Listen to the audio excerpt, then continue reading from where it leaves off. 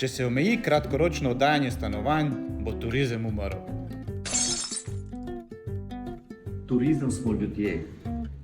V turističnih krajih, kjer je zelo velik naval turistov, da s kratkotrajnim oddajanjem celo izrinjajo stanovalce, to ni dobra novica ne za turizem, ne za naselja.